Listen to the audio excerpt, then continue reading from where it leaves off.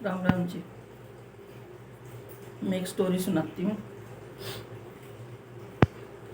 एक बार क्या होता है, एक राजकुमार की शादी हो जाती है। पहले बहुत छोटे छोटों की शादी हो जाती थी, लेकिन वो ना थोड़ा सा लेट होता था।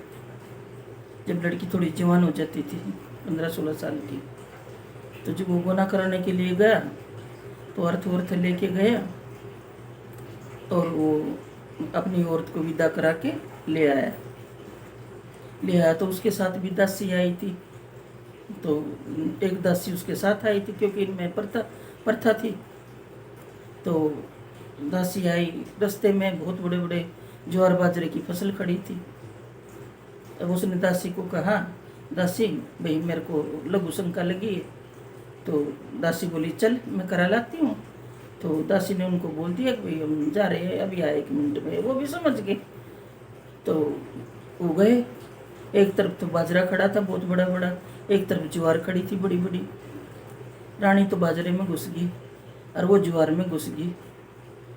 दासी दोनों बाजरे में थोड़ी सी अंदर गई रानी, तो एक घसियारी घास काट रही थी। उसने रानी को देख लिया, पूरी अपने जेवरात पहने रही इतना वो, और वो थी काणी औरत। उसने क्या किया, आके रानी के पीछे से और सिर पे वार कर दिया। रानी एक तरफ लुढ़क गई। उसने रानी के सारे कपड़े निकाले और आप पहन लिए, और हार हूर पहन के अपना सारा श्रृंगार करके रानी के चलते दराती मार गई गले में। तो रानी मर गई। वो तो अपने बन के आके बैठ गई उसमें। दासी को भी नहीं पहचान में आई, क्योंकि पर्दे में थी। अब उनको भी नहीं पहचान में आई, वो तो पहचानेंगे कहाँ से। अब आके अर्थ में बैठ गई। तो अपने जब वो अंदर आई, महल में आई, तो राजा ने देखा कि ये तो एक अंक से काणी है। लेकिन राजा ने अपनी पहली औरत भी नहीं देख रखी थी। इतने सालों बाद, 5-6 साल बाद गुना करा के लाया हूँ, तो पता नहीं कैसे हुई ये कहानी, क्या हुआ, कोई बात समझ में नहीं आई। चलो कोई बात नहीं, दिन निकलते रहे। इधर वो बेचारी रात को जानवरों वगैरह ने खा लिया। तो एक दिन राजा उधर से ही गुजर रहा था, तो क्या देखता है कि बड़ी बड़ी चौलाई खड़ी है वहाँ पे। तो राजा ने चौलाई तड़वा के और महल में ले आता है और आके कहता है, रानी मेरे इससे ना मेरी सब्जी बना दे, मेरा साग बना दे मेरे लिए। तो पहले क्या क्या था, दासी बांदी काम जरूर करती थी, लेकिन राजा के लिए खाना सिर्फ रानी ही पकाती थी।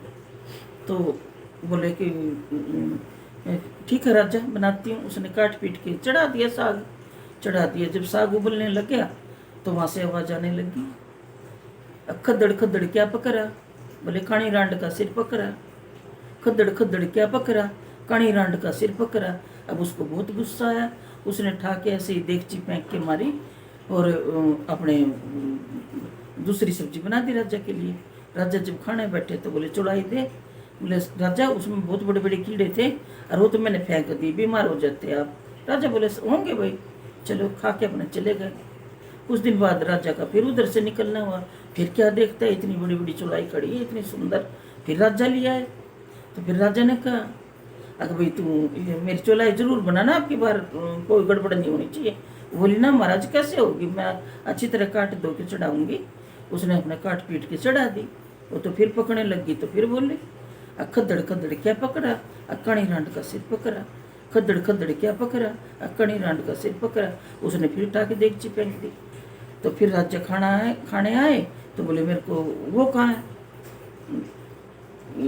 चुलाई कहाँ है। बोले चुलाई का साग वो ना, उसमें चेपुआ लगा हुआ था और चिप चिप कर रही थी, इसलिए मैंने तो फेंक दी। बोले अच्छा किया, चलो हो गया, राजा ने खा लिया। अब राजा को शक हुआ, कैसे क्या बात है, अखरानी चुड़ाई में हर बार क्यों ये कुछ न कुछ हो जाता है। तो राजा ने अपने मंत्री से इस बात में बारे में बोल रहा। बोले कोई बात नहीं राजा, होगा, रानी क्या झूठ बोलेगी। चलो हो गया। उस दिन राजा और मंत्री दोनों जा रहे थे उधर से। तो थोड़े से दिनों के बाद देखे फिर चौड़ाई खड़ी।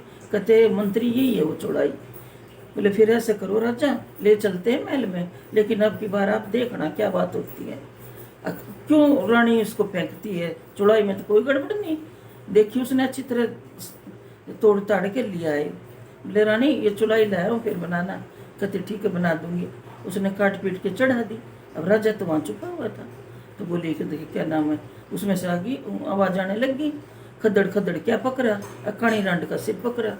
तो फिर बोली खदड़ खदड़ क्या पकड़ा, काणी रांड का सिर पकड़ा। वो भागी आई, वो उठाने लगी, राजा ने हाथ पकड़ लिया। बोले एक तरफ हो, मैं देखूंगा क्या है, अल्लाह है कि वल्ला है क्या है।